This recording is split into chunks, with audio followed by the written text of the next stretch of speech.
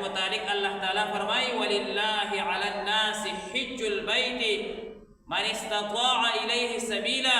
اللہ تعالیٰ وی ما فرض کرے دے پاگا کسانو باندی حج کم کسان چی دا دی لاری طاقت لری.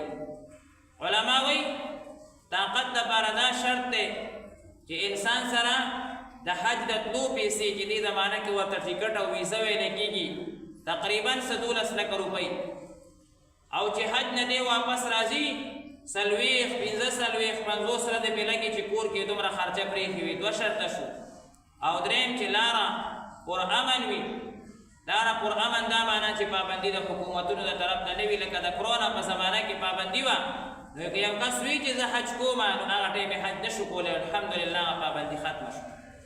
نو 3 شرایط علماء کرامو د حج د فرضیت دپاره لیکلي چې د ټکټ او د ویزې پیسې ورسره وي 12 لکه روپۍ. د 40 50 ورځو بچو ته خرچه پرېښودی شي چې هغوی بیا نارې نه تېروي او لاره د امن وي. نو دریم شرط هغه خو دې زمانه کې شته شکر دی لاره د امن ده هر څوک داخله کولی شي. دا 2 شرطه د انسان او ځان کې وګوري چې د حوائجو اصلیو نه 12 لکه روپۍ اضافي وي نو په ده باندې باقاعده اگر حج لازم دے. حوائج اصلیہ اصلی حاجتون ست ویلے کی اصلی حاجتون سدی علماء کرام فرمائی کہ حج فرض دے.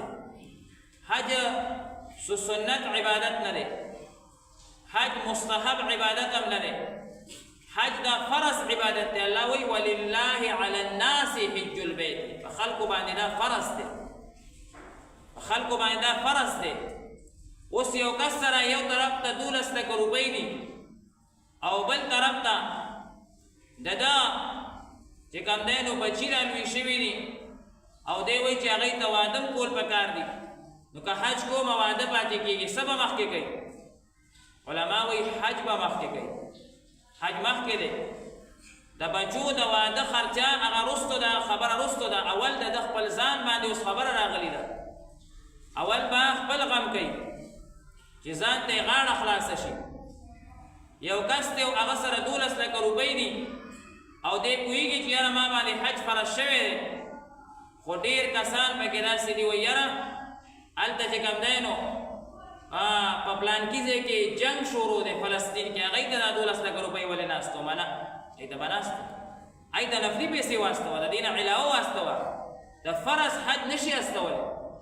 ها که دویم حج دي وي بیا مه کوه بیا دا پیسې واستوه خو د فرض حج چې تا باندې اول حج دی او فرض شو او ته یاره فلسطین ته به دا 12 لکه روپۍ واستومه او د هغوی به چې کوم دی نو څه نه څه وشي نه دا د هغوی ته نشي استولی اول ځان دی اوس ته راګیر شوی. الله وایي وللله علی الناس علا د وجوب دپاره ده د فرضیت دپاره ده په تا باندې دا شی اوس لازم دی په هېڅ یوه طریقه باندې انسان اوس د دې نه نشي خلاصېدی.